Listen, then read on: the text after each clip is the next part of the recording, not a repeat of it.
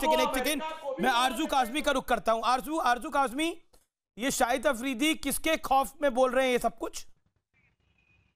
जी, किसी के खौफ से नहीं बात कर रहे हैं। उन्होंने जो सीधे सीधे इंडियन गवर्नमेंट की पॉलिसीज पे बात की है, किसी मजहब को, किसी कंट्री को हिट नहीं किया उन्होंने। बिल्कुल जो आपकी पॉलिसीज है, जिस तरह मुझे बताइए ना कि जो दिल्ली में आपके ये तो खुद ही एक मजहब को हिट करते हैं।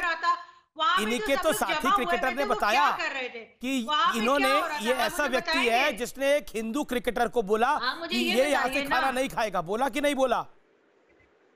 वो किसी की एक पर्सनल चॉइस हो सकती है। आप सब लोगों को उस तरह से नहीं सोच सकते, ठीक है? पर्सनल चॉइस है? हर कंट्री में ऐसी कैसी पर्सनल चॉइस है? आप अपने मुल्क में हिंदू को, सिखों को, बौद्धों को नहीं रहने देंगे।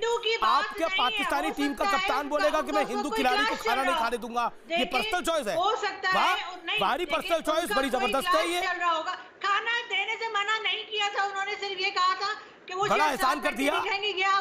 ये आप शोएब अख्तर जो है वो ज्यादा अपनी बेटी तक को नहीं छोड़ता ये आदमी। इसकी गंदी सोच का नमूना दिखाता हूं मैं व्यूअर्स आपको। आप लोग हैरान हो जाएंगे अपने घरों में बैठे हुए। आरजू काज़मी, इस आदमी ने अपनी बेटी को नहीं छोड़ा। इंसिडेंट देखिए आप, और मैं नहीं बोलूंगा कुछ, मैं कुछ नहीं बोलूंगा, शाहिद अफरीदी बोलेगा। और शाहिद अफरीदी को प्ले करिए उसने क्या बोला। तो मैं एक दफा घर आया तो मैं कमरे से बाहर निकला तो अंशा थी कि अक्सा थी, तो वो टीवी के सामने स्टार प्लस चल रहा था। और वो ये इंडियन ड्रामों में क्या होता है, थाली लेके यूं यूं करके, क्या कहते हैं उसको, पता नहीं, आरती, पता नहीं क्या, वो यूं कर रही टीवी के सामने खड़े हो गए। तो मैंने यूं करके देखा तो मैं, पता नहीं क्या हुआ कि मैंने यूं करके दीवार के अंदर ही टीवी कर दिया। मतलब मैंने टीवी तोड़ दिया क्योंकि उसकी बेटी ही आरती देख रही थी इंडियन टेलीविजन के ऊपर। ऐसी सोच तो है इस आदमी की।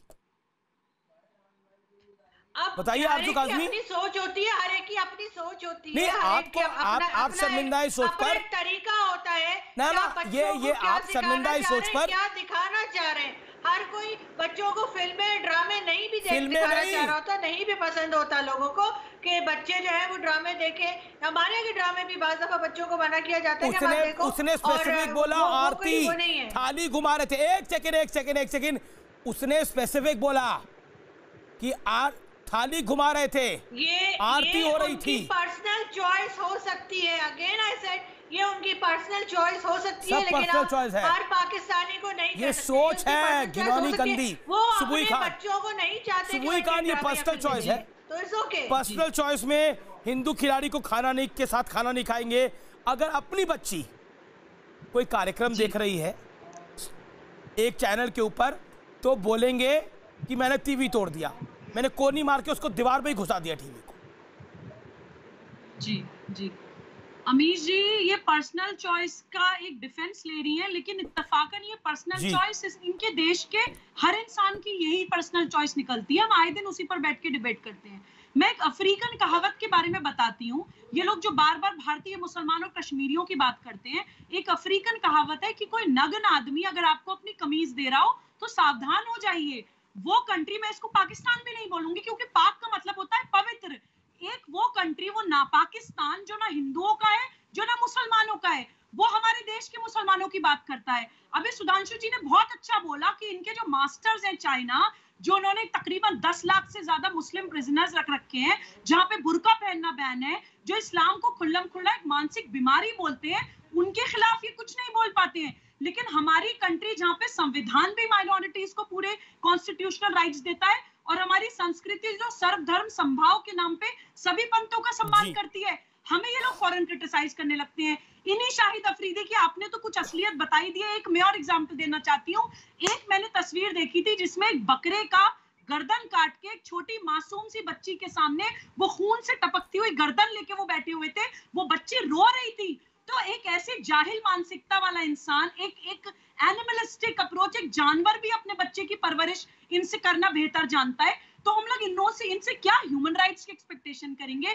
क्या हम इनसे फंडामेंटल राइट्स की एक्सपेक्टेशन करेंगे?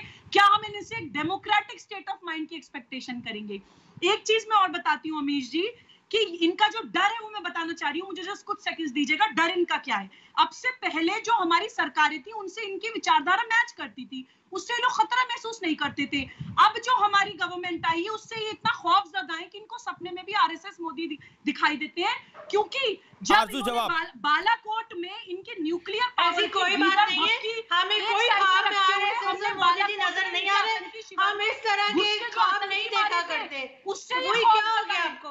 हम इस तरह का कोई ख्वाब नहीं देखते और ना ही हम इंडिया से डरते हैं। पाकिस्तान बिल्कुल भी इंडिया से नहीं डरता, उल्टा इंडिया जो जिस तरह की हरकतें कर रहा है अभी, कोरोना वायरस पूरी दुनिया में फैला हुआ है और आप लोग के इंडियन आर्मी चीफ जो है वो हमें धमकियां लगा रहे होते हैं। कभी बलोचिस्तान से आपके जासूस पकड़े जा रहे होते हैं, कभी आप लोग गिलगित बाल्टिस्तान का वेदर बता रहे होते हैं। आप लोगों को खुद को आराम नहीं है, वो जो आप लोग ना सुकून से रहते हैं ना दूसरे को रहने देते हैं। आप क्या चाहते हैं? आप लोग कुछ भी करें, यहाँ से लोग चुप करके बैठे रहे। सुबह एक एक करके, सुबह और आरजू एक एक करके, इंडियन गवर्नमेंट पॉलिसीज मैं कह रहा हूँ एक एक करके आप दोनों बोलिए। और आरएसएस की तस्बीह पढ़ना बंद करिए। आपकी कंट्री में 900 से ज्यादा मौतें हो गई हैं कोरोना से, 50,000 से ज्यादा लोग संक्रमित हैं, और जिस कंट्री की वजह से संक्रमित है उसकी चमचागिरी कर रहे हैं आप। ये दोस्ती नहीं है, ये गुलामी है, ये कल्चर चाटना है। 123 कंट्रीज एक तरफ कर दे। आप लोगों को पूरे टाइम सिर्फ पाकिस्तान नजर आता है, अपनी कंट्री में देखे लोग भूखे मर रहे हैं। एक सेकंड, आरजू एक बात बताइए, ऐसा कौन सा व्यक्ति है जो अपनी बेटी टीवी देख रही है और उसमें आरती आ रही है, इबादत आ रही है या कोई चर्च आ रहा है, वो टीवी तोड़ देता है? आपने ऐसा करा अपने घर में कभी? ऐसा आपके यहाँ भी लोग ऐसे होते होंगे, आपके यहाँ तो मैच हमारे यहाँ कोई नहीं है ऐसा, इंडिया हमारे यहाँ कोई नहीं है। तो शाहिद अफरीदी जैसा आदमी जो पाकिस्तान को रिप्रेजेंट करता है, किस लिए तोड़ देते हैं? क्रिकेट मैच के ऊपर टीवी तोड़ देते हैं आप लोग। अरे क्रिकेट मैच अलग है, ये तो अपनी बच्ची टीवी देख रही है उसे तोड़ रहे हैं, तो आप लोग टीवी तोड़ देते हैं।